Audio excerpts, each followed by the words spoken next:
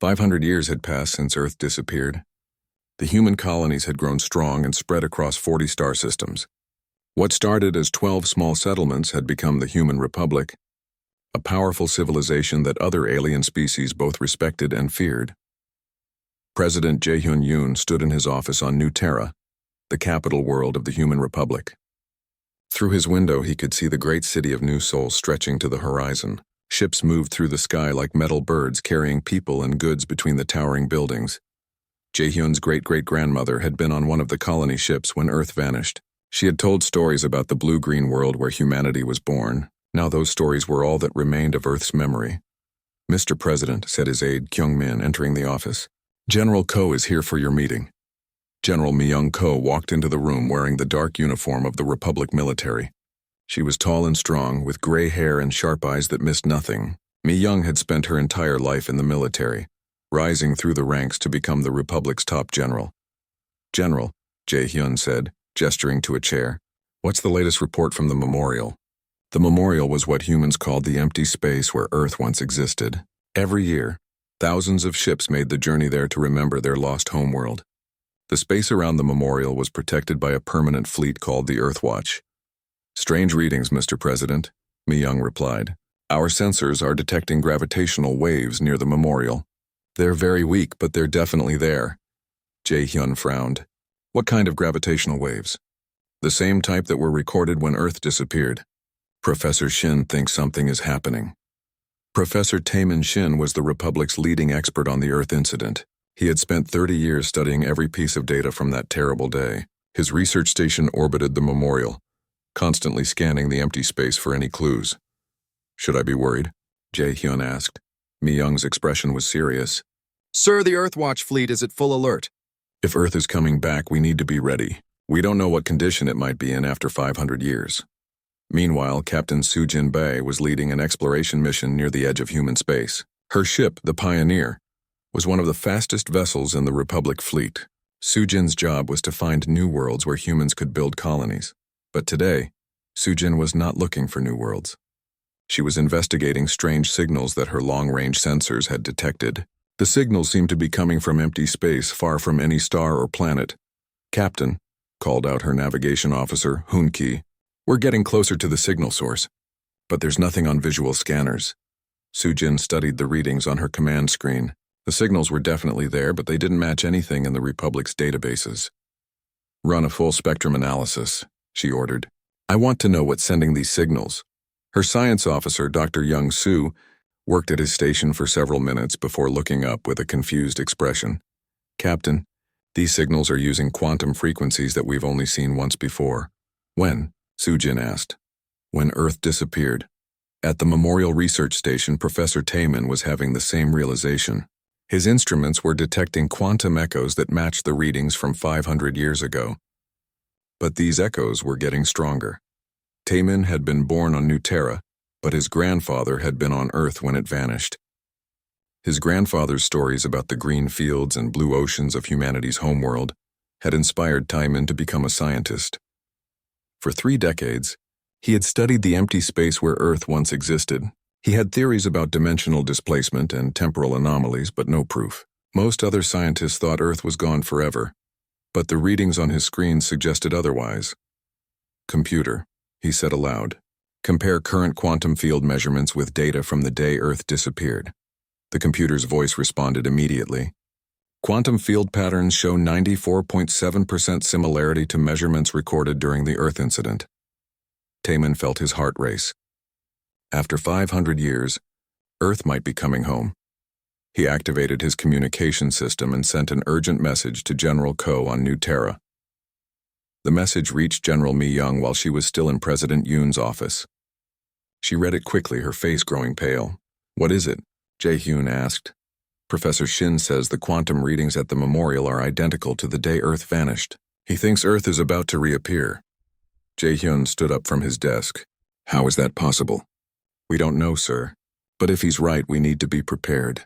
The Earthwatch fleet is already in position, but we should send reinforcements." Mi-young had spent her career preparing for this moment. The Republic's military doctrine was built around one principle: never again. Humanity would never lose another world the way they lost Earth. Contact Admiral O, Jae-hyun ordered. Tell him to move the Third Fleet to the memorial immediately. Admiral Seok-jin Oh was the commander of the Republic's Third Fleet, stationed at the frontier base of New Busan. When he received the order to move to the memorial, he did not hesitate. All ships, prepare for immediate departure, he announced over the fleet communication system. We're going to the memorial. Within 6 hours, 50 warships were traveling through hyperspace toward the empty space where Earth once existed. These ships were more advanced than anything that had existed when Earth disappeared. Humanity had learned to build better weapons, better shields, better engines. They had learned because they had to. The loss of Earth had changed humanity. The colonies that survived were harder, stronger, more disciplined than their ancestors. They built their civilization on the principle that they would never be victims again. Captain Soo-jin received orders to join Admiral Oh's fleet at the memorial. As her ship jumped through hyperspace, she wondered what they would find there. The human colonies had grown strong during Earth's absence, but they had also grown apart from each other. People born on the mining worlds of the Kepler system were different from those raised in the floating cities of Titan Prime. 500 years of separate development had created dozens of different human cultures, but all of them remembered Earth. Every human child learned about the blue world where their species was born. Every colony ship carried soil from one of Earth's former colonies, a reminder of their shared home. Now that home might be coming back. Professor Taemin watched his instruments as the quantum readings continued to increase. Space itself was starting to bend around the memorial, just like it had 500 years ago. But this time, humanity was ready. General Mi Young had positioned sensor stations throughout the solar system where Earth once existed. If Earth reappeared, they would know immediately. More importantly, they would be able to scan it and see what condition it was in. The Republic had spent 5 centuries wondering what happened to Earth. Some scientists thought it had been destroyed by unknown aliens. Others believed it had been pulled into another dimension by some kind of advanced technology. A few radical theorists suggested that Earth had been taken somewhere to be changed, prepared for some purpose that humanity could not understand. Admiral Oh's fleet arrived at the memorial and took up defensive positions. The sight of the empty space where Earth should be was always shocking, even for experienced spacers who had seen it before. All ships, maintain position, Admiral Oh ordered. Sensors at maximum range. I want to know the moment anything appears. On New Terra, President Jae-hyun watched the live feeds from the memorial. The entire Republic was holding its breath, waiting to see if their lost homeworld would return. Captain Soo-jin's ship joined the fleet, just as Professor Taemin's instruments detected the final quantum surge. Space began to tear open like a wound and reality bent in ways that hurt to look at. And then, in a flash of impossible light, Earth was back. But something was wrong. The planet that appeared in the memorial was Earth, but it was different, changed. The continents were in slightly different positions. The oceans were darker, and covering the surface like a vast circuit board were geometric patterns that had never existed before. My God, whispered Admiral O. What happened to our world? Professor Taemin's scanners were going crazy. Earth was sending out energy signals unlike anything in Republic databases. The geometric patterns on the surface were glowing with a faint light that seemed to pulse like a heartbeat. Professor, called his assistant over the communication system, are you detecting life signs down there? Taemin checked his readings and felt a chill run down his spine. Yes, he replied. I'm detecting human life signs, but they're different somehow. Earth had returned after 500 years in the darkness between dimensions, but whatever had taken it had changed it. And it had changed the humans who lived on it. The question now was whether those changed humans were still friends or had become something else entirely. Ambassador Jin A-wan followed the changed human through the streets of transformed Seoul. The buildings around them pulsed with the same blue light as the geometric patterns on the ground. Colonel Woo Bin Kang and his soldiers walked behind them, weapons ready but not raised. The changed human who was leading them had introduced himself as Guide Kyung-ho. He claimed to have been a university student when Earth disappeared 500 years ago. Now he looked no older than 30, but his eyes held the weight of centuries. Your bodies don't age normally, Dr. Yoon-jung observed, scanning Kyung-ho with her medical equipment. Time moved differently where we went, Kyung-ho replied. The teachers showed us how to make our bodies last longer. We needed to survive long enough to learn everything. They were walking toward the center of the city, where a massive structure rose into the sky. It looked like a tree made of crystal and metal, its branches reaching up toward the stars. The geometric patterns from across the planet seemed to flow toward this central point. That is the council chamber, Kyung-ho explained. The eldest will speak with you there. Ambassador Jin-A activated her communication device to report back to Admiral O. Admiral, we're being taken to meet their leaders. The readings suggest this entire city is one giant computer system. Be careful, Ambassador, came Admiral O's voice through the speaker. We still don't know if these people are friendly. As they approached the crystal tree structure, more changed humans emerged from the buildings. They all had the same pale, glowing skin and reflective eyes. They moved with perfect coordination, as if they were all part of the same mind. Are you all connected somehow? Colonel Kang asked.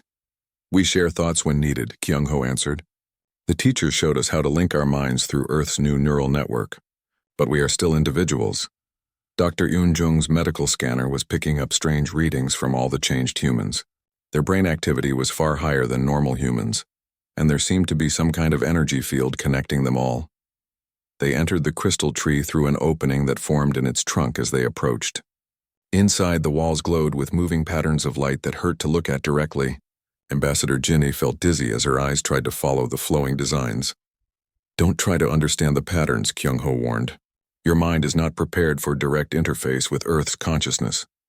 They rode in a lift that moved without any visible mechanism, rising through the hollow center of the tree. Through transparent walls, Jinny could see vast chambers filled with more geometric patterns and glowing crystals. What is this place? She asked. This is where Earth thinks, Kyung-ho replied. Every decision the planet makes, every memory it stores, every plan it creates, it all happens here. The lift stopped at a chamber near the top of the tree. As they stepped out, Ambassador Jinny saw 3 figures waiting for them. These were clearly the leaders of the changed humans, but they looked even more different than the others. The first was a tall woman who seemed to be made of light as much as flesh. When she moved, trails of energy followed her like a slow-moving aurora. I am eldest Su Young, she said, her voice echoing strangely in the chamber. I was 12 years old when Earth was taken away. Now I am the keeper of all memories. The second figure was a man whose skin seemed to contain moving stars. When Ambassador Jin-A looked at him directly, she felt like she was looking into deep space. I am Guide Kyung-ho, he said, and Jinny realized this was not the same person who had brought them here. I teach the new knowledge to those who can learn it. The third figure was the most changed of all.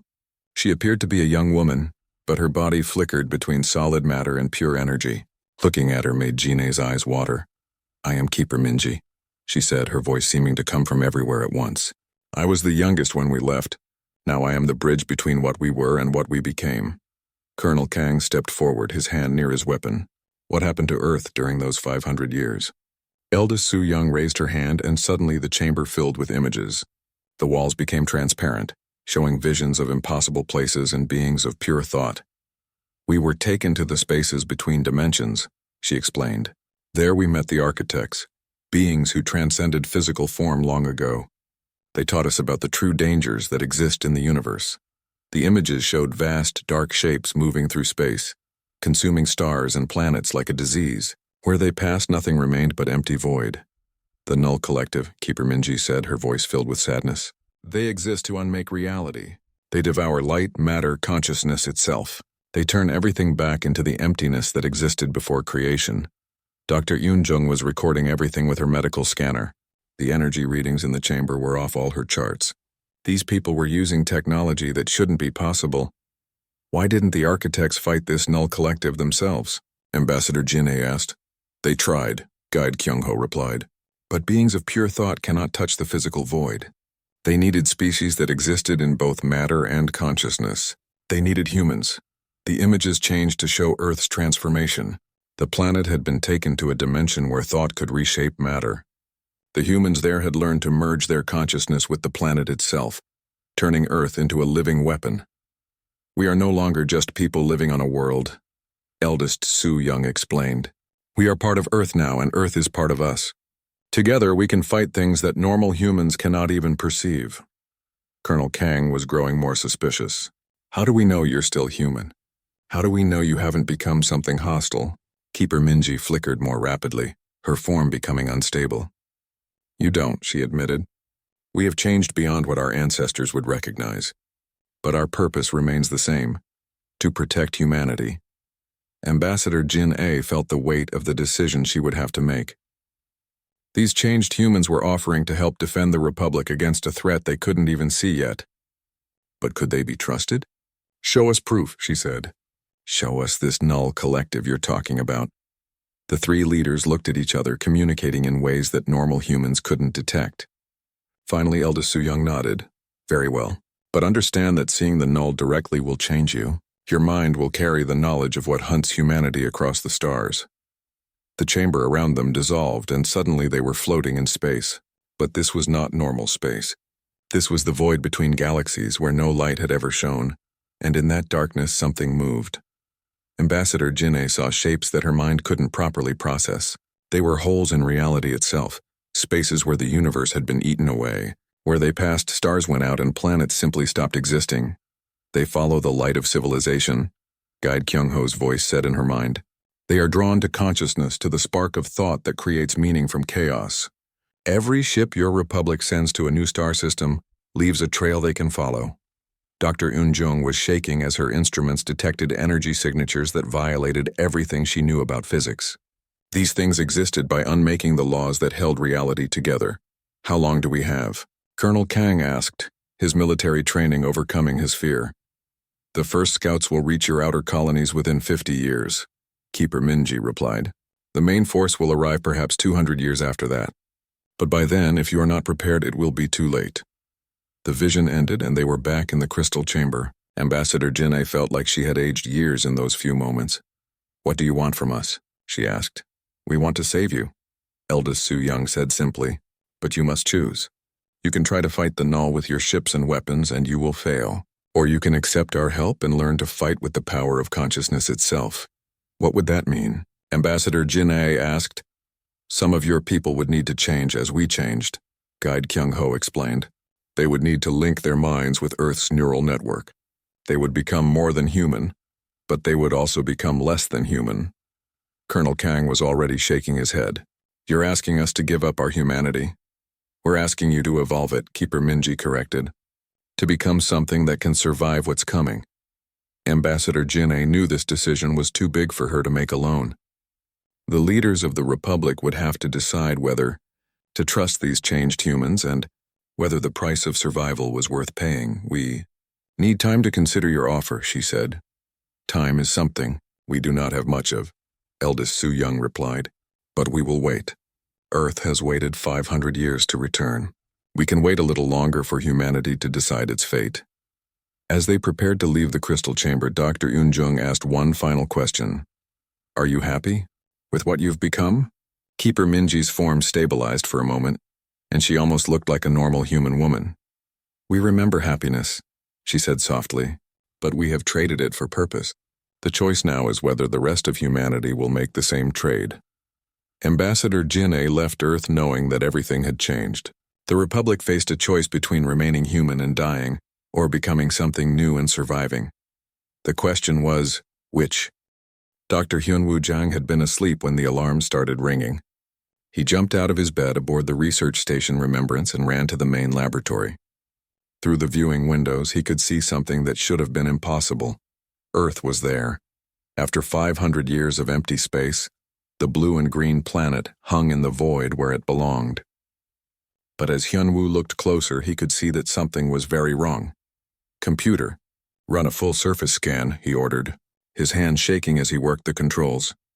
The scanning results appeared on his screen, and Hyunwoo felt his blood turn cold.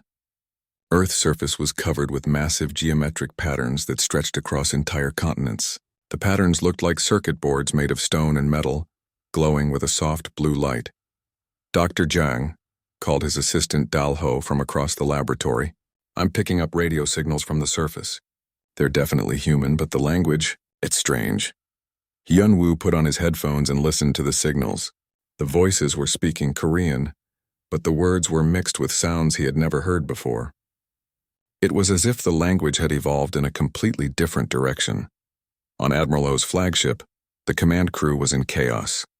Every sensor on every ship was giving different readings about Earth. The planet was there, but it seemed to exist in multiple dimensions at the same time. "Admiral," reported Commander Eugene Park, his tactical officer, "we've launched 12 sensor probes toward Earth's surface. The first one stopped transmitting after 17 minutes. What happened to it?" Admiral O asked. "Unknown, sir. One moment it was sending normal readings. The next moment it just stopped."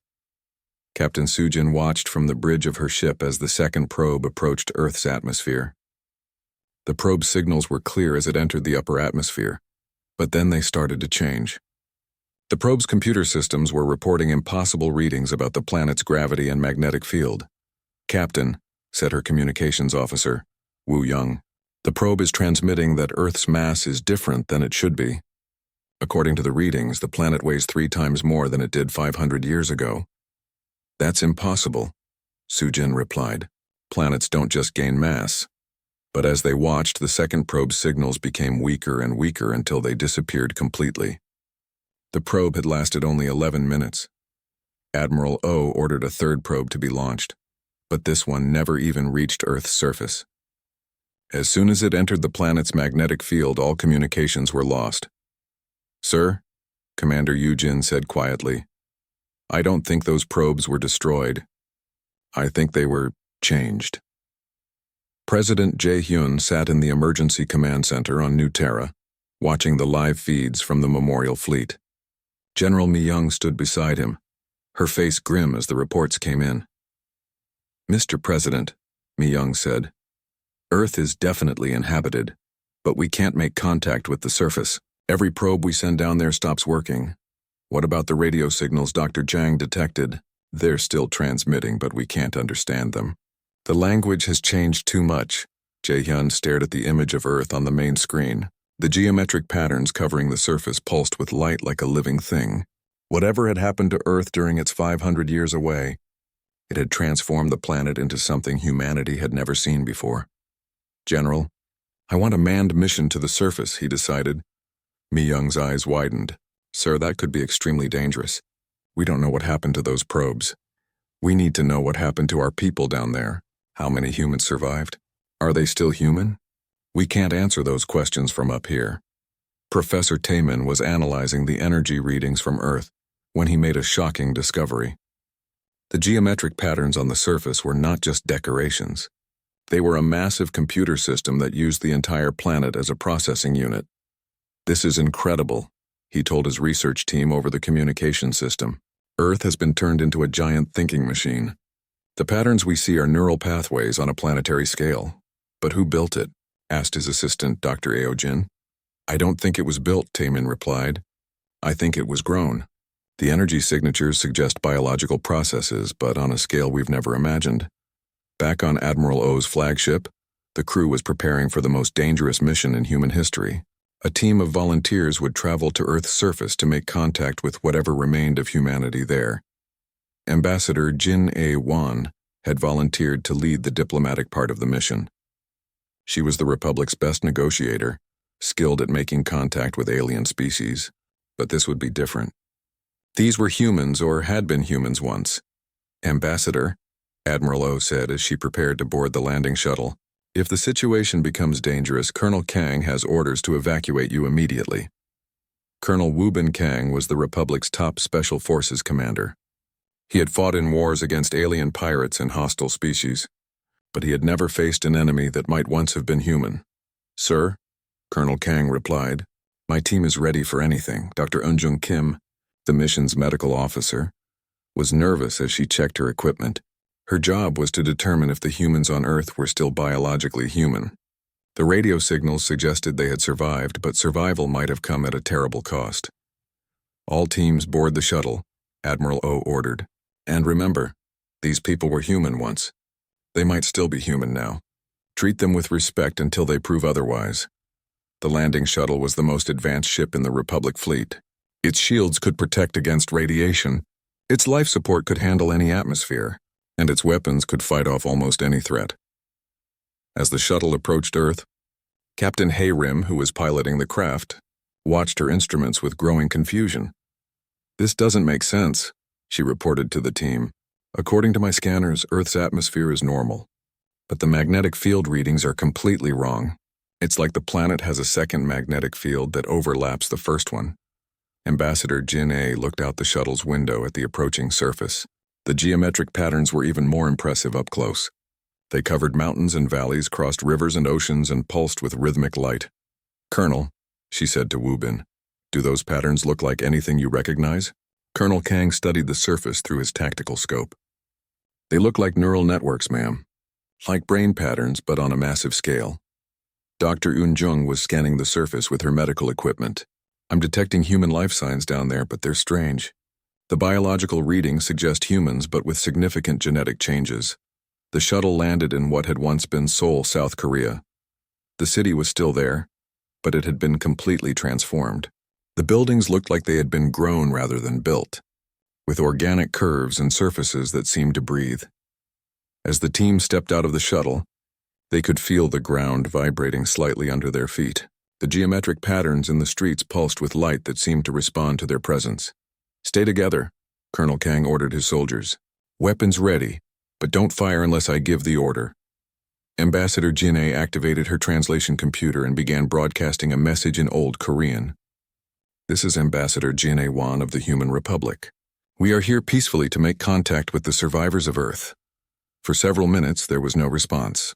Then slowly, figures began to emerge from the strange buildings. They looked human, but different. Taller than normal humans, with pale skin that seemed to glow slightly in the dim light.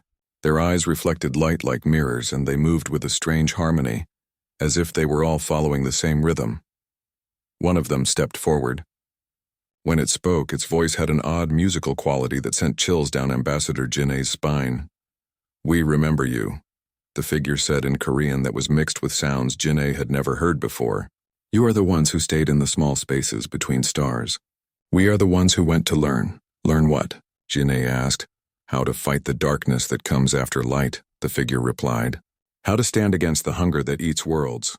How to protect the small lights that burn in the vast cold." Dr. Eun-jung was scanning the figure with her medical equipment. Her readings showed human DNA, but with massive modifications. These people had been changed on a genetic level. "How many of you survived?" Colonel Kang asked. "All survived," the figure said. "But all changed. We learned from the teachers who exist between spaces. They showed us what comes hunting in the dark between galaxies." The figure gestured toward the geometric patterns covering the ground. "This is Earth's new mind. This is Earth's new purpose. We are no longer just a world where humans live. We are a fortress where humans guard."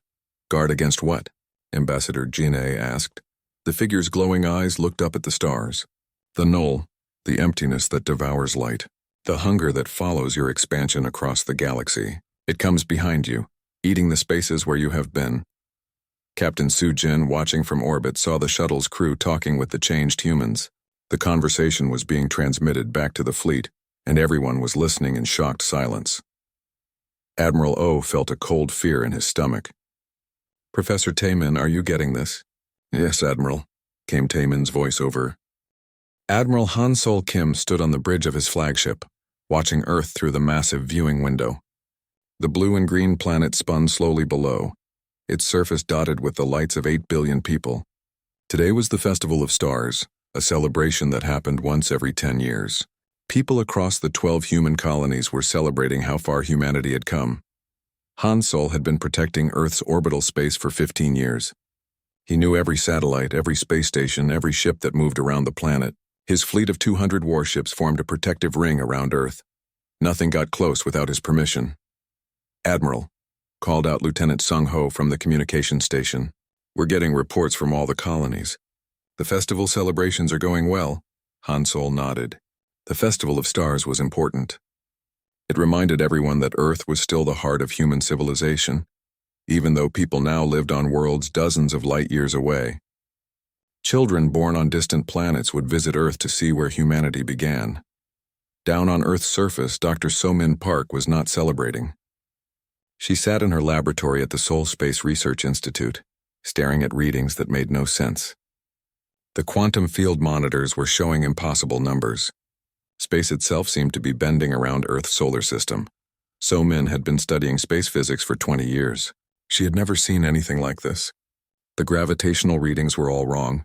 It was as if something massive was pulling on reality itself, twisting it like cloth.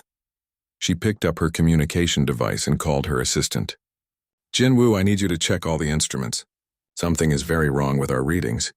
Jinwoo's voice came back through the speaker. Doctor, I already checked 3 times. All the instruments are working perfectly. The readings are real, so Min felt cold fear in her stomach. If the readings were real, then something terrible was about to happen.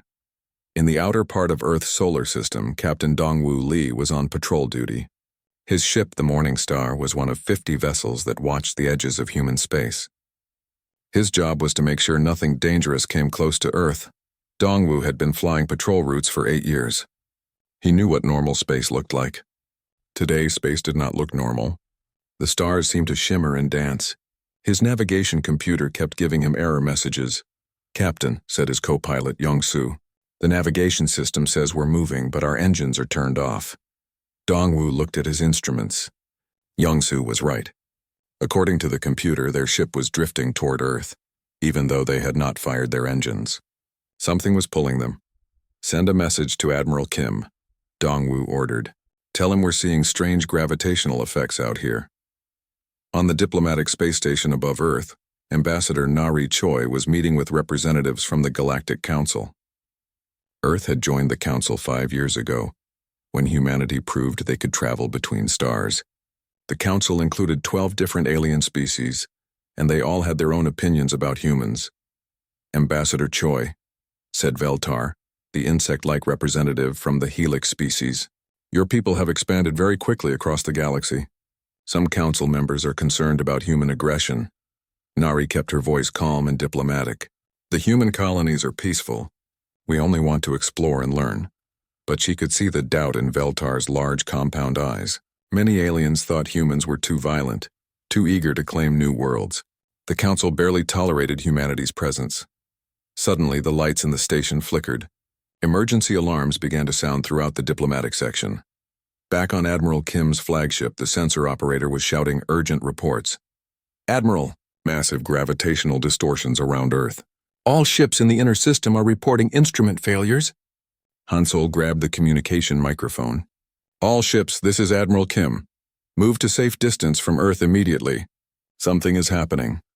Dr. Soman was now running through the corridors of her research institute. The quantum field readings had gone completely insane. The numbers on her screens were higher than anything she had ever imagined possible. She burst into the main observation room, where a dozen other scientists were staring at the monitoring equipment in shock. Dr. Park, called out her colleague, Dr. Jae Sung. You need to see this. Earth's gravitational field is changing. It's like the planet is being pulled into another dimension. Soman looked at the readings and felt her heart stop. The numbers showed that space-time itself was tearing apart around Earth. From his ship in the outer system, Captain Dongwoo watched in horror as Earth began to flicker. The planet would be there one moment, then fade like a ghost the next moment. The moon was doing the same thing, Captain, Young-soo whispered. What's happening to our home? Dongwoo had no answer. In all his years of space travel, he had never seen anything like this. Admiral Kim was shouting orders to his fleet, but there was nothing they could do. Earth was disappearing before their eyes, fading in and out of existence like a dying light bulb. Ambassador Nari felt the space station shake as gravitational waves washed over them.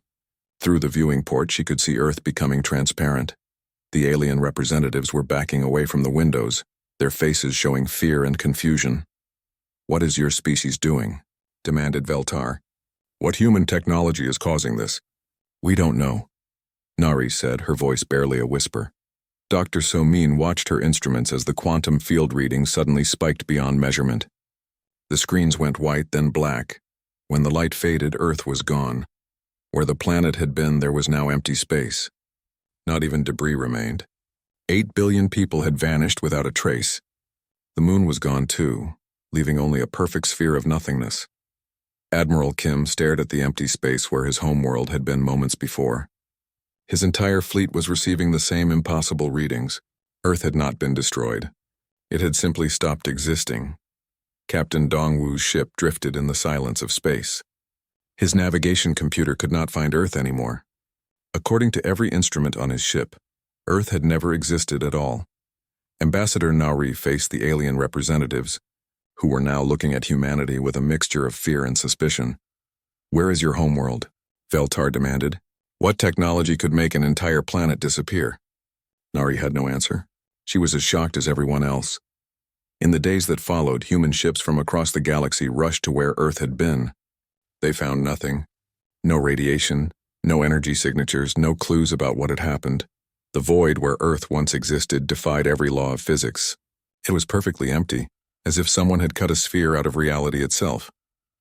Dr. Somin would spend the rest of her life trying to understand what had happened. Her last reading suggested that Earth had been pulled into another dimension, but such technology was beyond anything humans had ever imagined. Humanity was now orphaned among the stars. Their mother world vanished without explanation. The 12 colonies were all that remained of the human race. But somewhere in the empty space where Earth had been, reality still remembered. Sometimes sensitive instruments would detect echoes, whispers of gravitational waves that suggested Earth might still exist somewhere else.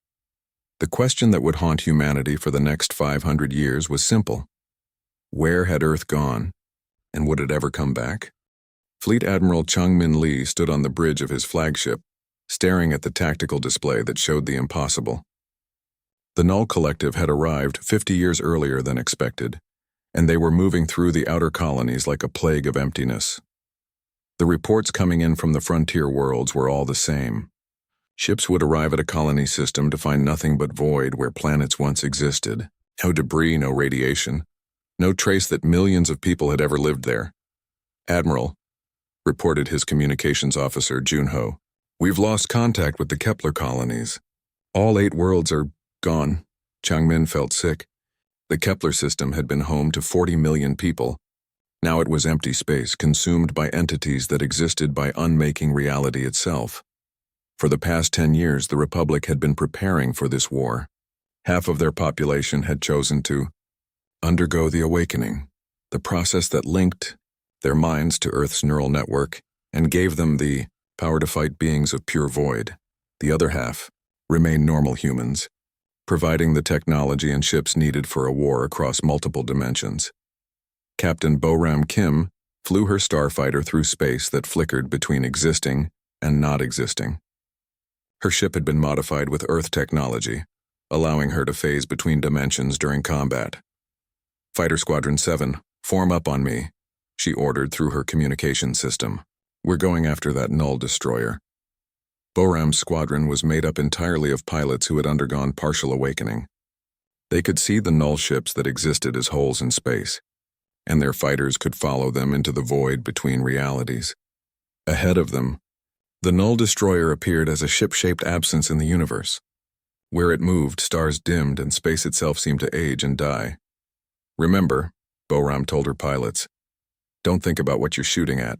Focus on the geometric patterns Earth showed us. Let your enhanced minds guide your weapons."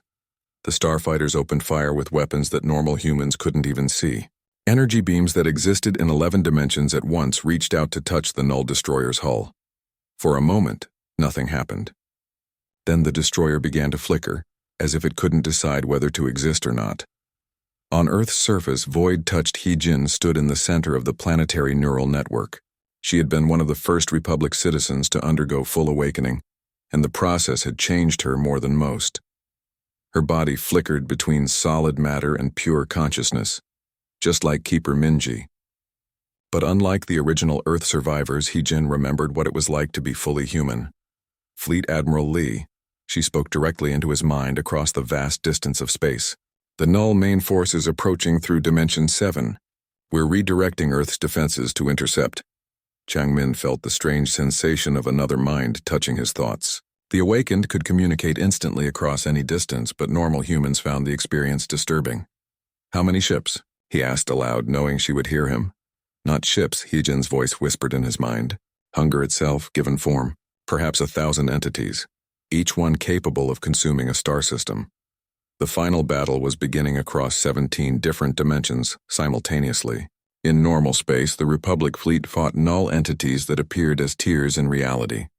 In the higher dimensions, the awakened battled creatures of pure void, using the power of consciousness itself. President Jae-hyun watched the battle.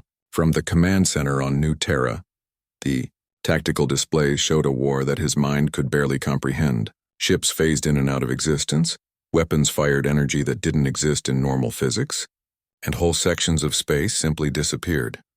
Mr. President, General Myung reported, the void-touched report that the Null Collective is trying to reach Earth itself.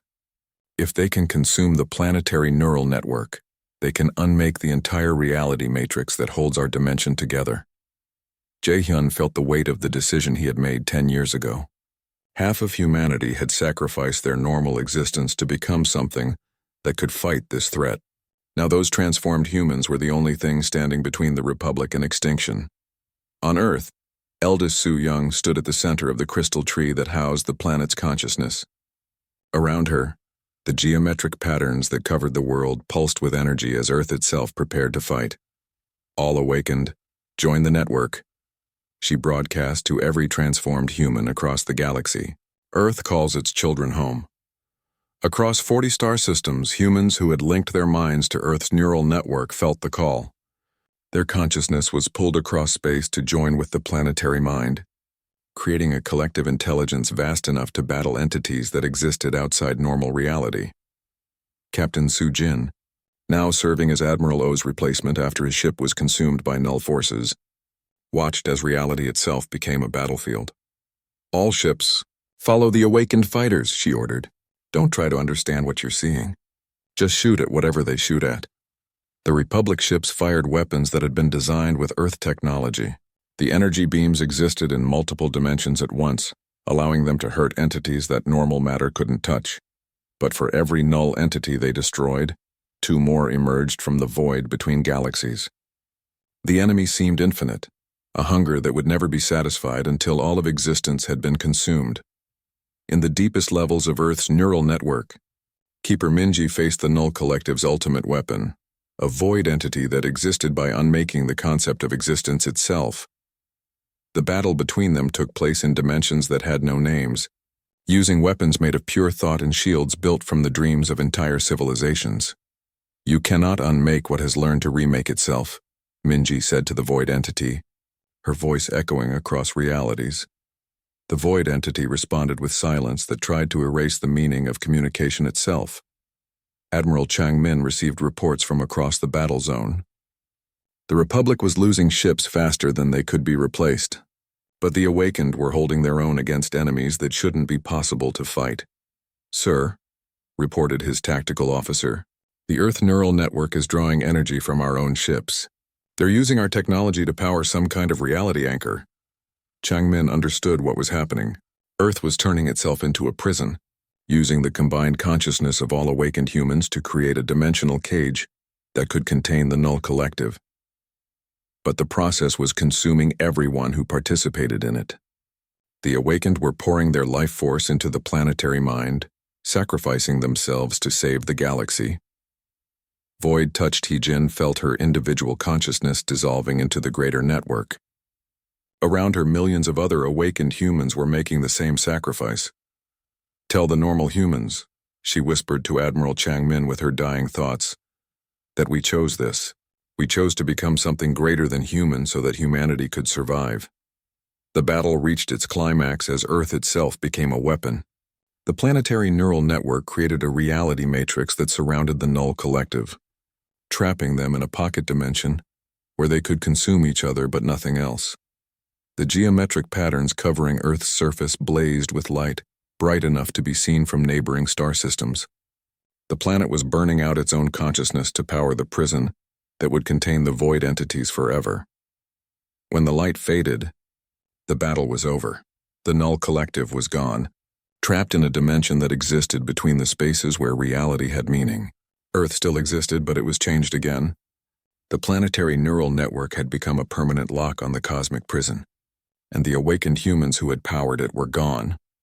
Fleet Admiral Chang-min stood among the survivors, both normal and transformed humans who had lived through the war that saved the galaxy.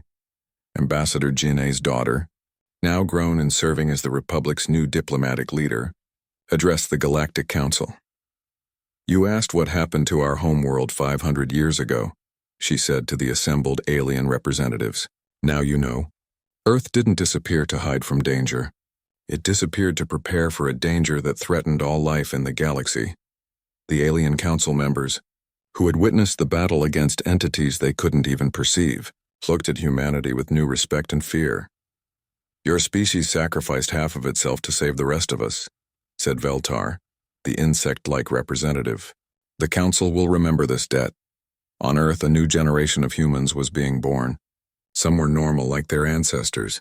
Others carried genetic modifications that allowed them to interface with the planetary neural network without losing their individual consciousness. Professor Taemin, now very old, watched as children played in the streets of New Seoul. The geometric pattern still covered the ground, but they pulsed gently now like a sleeping heartbeat. What do we tell them about what happened? Asked his assistant, now professor herself. We tell them the truth, Taemin replied, that when the darkness came hunting, humanity chose to become the light that fights it. The human republic now spanned 60 star systems, protected by a network of early warning stations that could detect threats before they manifested in normal space. Earth served as the center of this network. Its consciousness spread across quantum entanglement to every human world.